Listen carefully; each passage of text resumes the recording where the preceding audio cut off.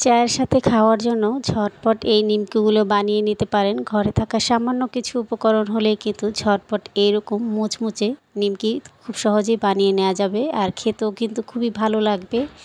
তৈরি করাও একেবারে সহজ, যে কেউ একবার দেখলেই কিন্তু খুব সহজেই বাড়িতে এরকম নিমকি বানিয়ে নিতে পারবেন। আর এই নিমকিগুলো তৈরি করে অনেক দিন পর্যন্ত কিন্তু রেখে দেওয়া যাবে, নিমকিগুলো একদমই নষ্ট হয়ে যাবে না। আজকে সেই রেসিপিটি শেয়ার করছি। রেসিপি ভালো লাগলে অবশ্যই একটি লাইক দিতে ভুলবেন না। প্রিয় দর্শক, আসসালামু আলাইকুম। তাহলে চলুন আর কথা না বাড়িয়ে রেসিপিতে চলে যাচ্ছি। নিমকিগুলো বানানোর জন্য প্রথমে আমি এখানে হাফ কাপ পরিমাণ ময়দা নিয়ে নিচ্ছি। এরপর 1 চা চামচ পরিমাণ দিয়ে দিচ্ছি কালো জিরা আর সামান্য একটু লবণ দিয়ে এরপর সব কিছু ভালোভাবে একটু মিশিয়ে নিয়েছি। এখন দিয়ে দিলাম রান্নার রেগুলার তেল। তেলটাকে দিয়ে সুন্দর করে কিন্তু আটার সাথে ময়ান করে নিতে হবে। ময়ানটা যত ভালো হবে এই নিমকিগুলো ততই ক্রিস্পি হবে। দেখুন, যখনই এরকম একটা দলা হবে আর চাপ দিলে ভেঙে যাবে, ঠিক তখনই ভেবে নিতে হবে ময়ানটা সুন্দরভাবে তৈরি হয়ে গেছে।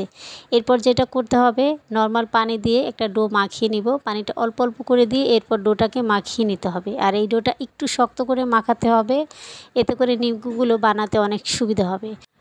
ডোটা আমি ভালোভাবে কিন্তু মেখে নিয়েছি। এখন এখান থেকে কয়টি ভাগে ভাগ করে নিয়েছি। আমি এখানে 3টি ভাগ করে এরপর নিয়েছি।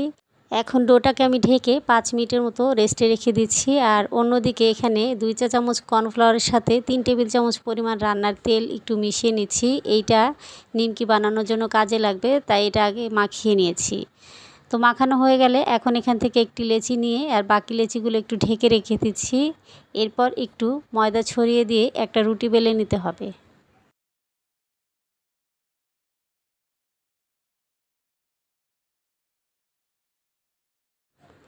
রুটিটা আমি একটু বেলে নিয়েছি। দেখুন, অনেকটাই বড় করে বেলে নিয়েছি, আর একটু বড় করে এরপর বেলে নিব। আর এই রুটিটা বেলার সময় একটু খেয়াল রাখতে হবে রুটিটা যেন একটু পাতলা করে বেলে নেওয়া হয়।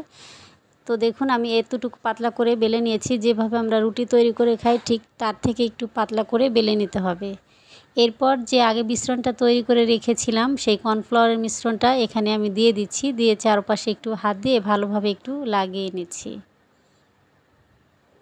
সুন্দরভাবে কিন্তু একটু লাগিয়ে নিলাম। এরপর দিয়ে দিচ্ছি উপর দিয়ে একটু আমি ময়দা ছিটিয়ে দিচ্ছি।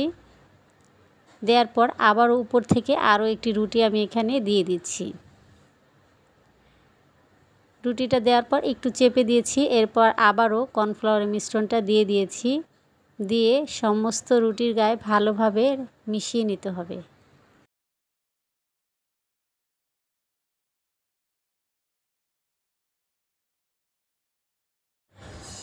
আবারও একটি রুটি দিয়ে এরপর উপরে আবারও কর্নফ্লাওয়ারের মিশ্রণটা দিয়ে এরপর সুন্দর করে কিন্তু ছড়িয়ে ছিটিয়ে এরপর মিশিয়ে দিতে হবে। তো দেওয়ার পর এরপর আমি উপর দিয়ে আরেকটু ময়দা ছড়িয়ে দিয়েছি। এরপর আবারও একটি রুটি দিয়ে দিয়েছি।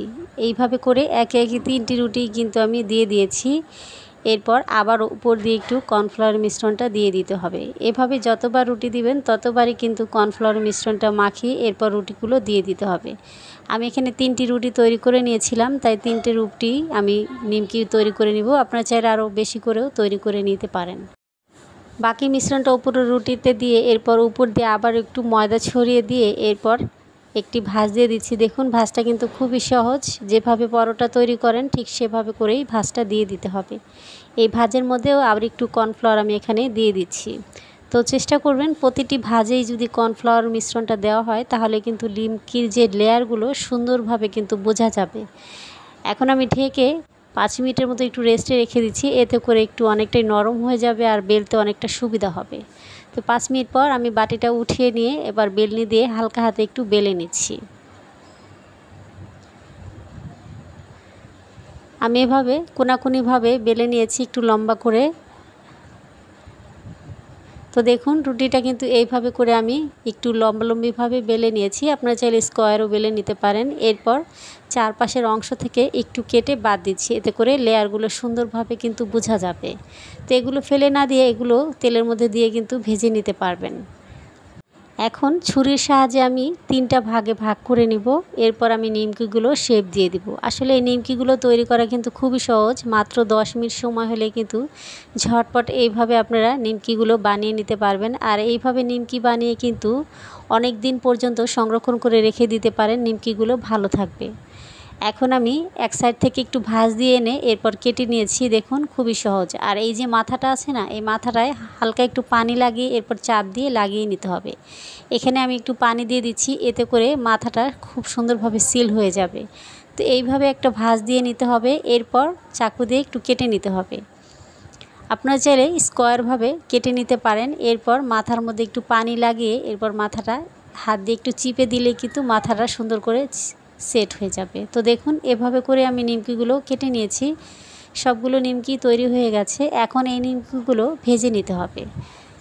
নিমকিগুলো ভাজার জন্য চুলার মধ্যে তেল বসিয়ে তেলটাকে হালকা করে গরম করে নিতে হবে। আর খুব বেশি গরম করে নিমকিগুলো ভাজা যাবে না। খুব বেশি গরম তেলে নিমকি যদি দেন তাহলে নিমকি দেওয়ার সঙ্গে সঙ্গে নিমকিগুলো শক্ত হয়ে যাবে আর লেয়ারগুলো কোনোভাবেই খুলে আসবে না। তাই চেষ্টা করবেন তেলগুলো যখন হালকা গরম হবে ঠিক তখনই নিমকিগুলো ভেজে নিতে হবে।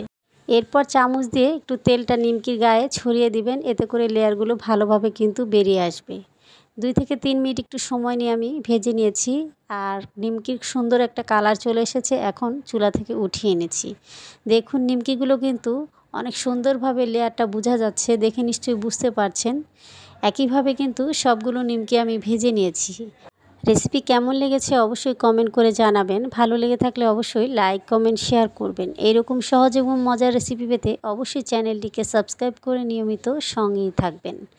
নিমকিগুলো আমি আপনাদের একটু কাছ থেকে দেখিয়ে দিচ্ছি। দেখুন প্রতিটা নিমকি কিন্তু সুন্দরভাবে লেয়ারটা বোঝা যাচ্ছে। আপনারা দেখে নিশ্চয়ই বুঝতে পারছেন। এখন একটু ভেঙে দেখাই, তাহলে আপনারা নিজেরাই বুঝতে পারবেন। আজকে এখানে বিদায় নিব। সবাই ভালো থাকবেন, সুস্থ থাকবেন। আল্লাহ হাফেজ।